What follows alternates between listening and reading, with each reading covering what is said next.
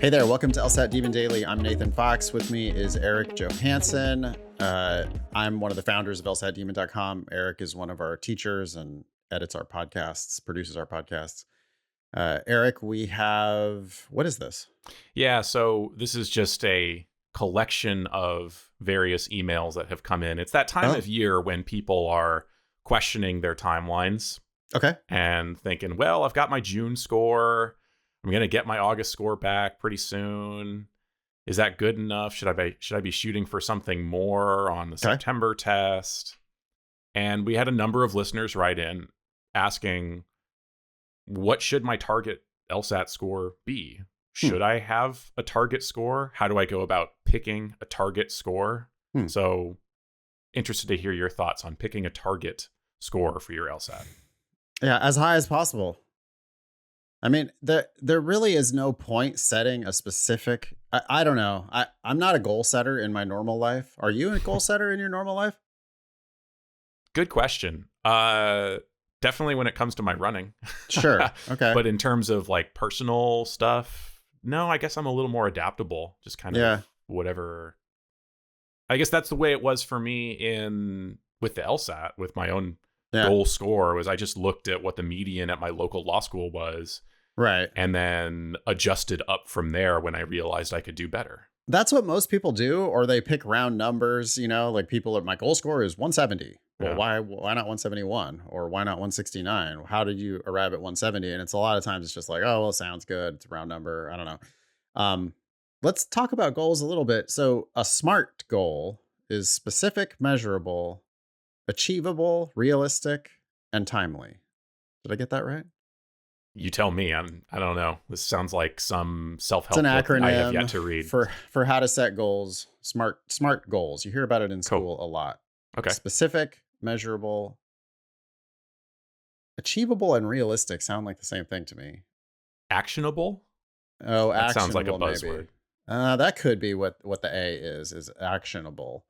Can you do something to get there? Right. And so in that interpretation, a 170, that is specific. It is measurable. Whether it's realistic, I don't know. Depends where you start from. But, most people who start at 140 anything should probably be thinking that 170 is in reach, maybe. And because we've seen people do it from 130 something. So, 140, 150, certainly you should be thinking about 170. But is it actionable to have a goal of 170? Not really.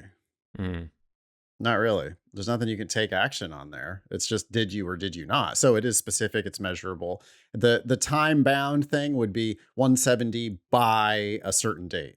And we disagree with that. We totally disagree with. Yeah. You should not have a time bound, like specific target score in a certain time. Yeah.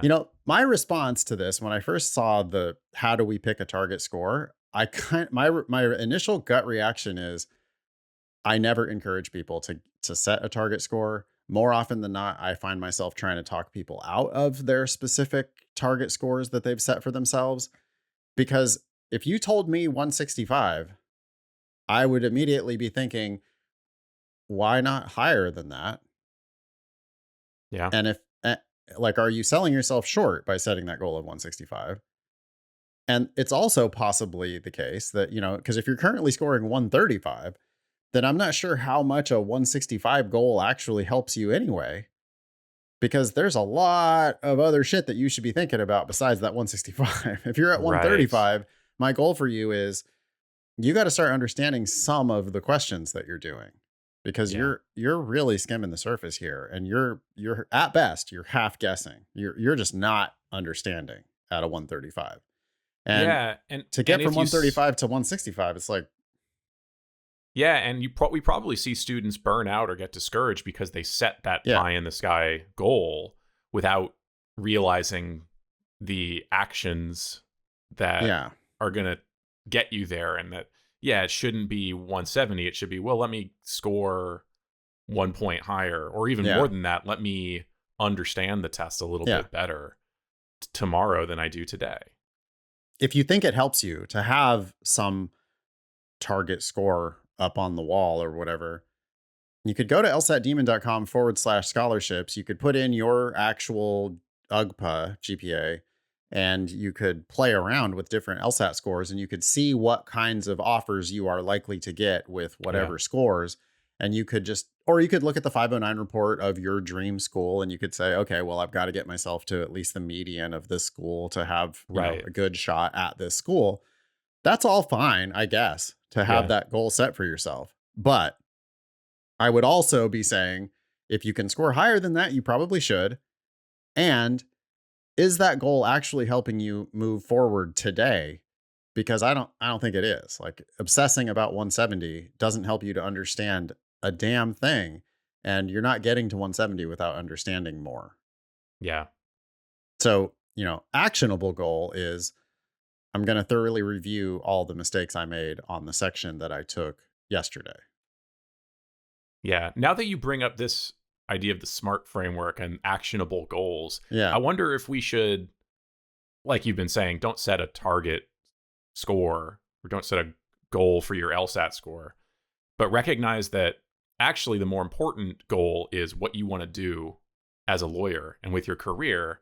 And the LSAT is not an end goal, it's one of the actions that you must take in order to get to that career that you want. So, what LSAT score will you be happy with? Well, I think that depends on what your actual goal is. Do you want to work in big law in New York City? Do you want to be a public defender in Santa Clara County? Like, there's going to be different needs depending on what your end goal of your career is. So maybe that's the way to go about thinking about it. And that goes down to the research that you were talking about, Nathan, looking at, well, based on my career goals, what kind of school do I need to go to? And Yeah. what is their median LSAT score? Yeah. Yeah. And I did fact check myself just now by looking up what the SMART goal acronym actually is. Okay. So different. I saw two different things for the R. A Oh, is achievable, though. It really is achievable. So achievable. Okay. specific, measurable, achievable, relevant for the R, or realistic for the R. Now, if the R is realistic, then I'm not sure what the difference is between achievable and realistic.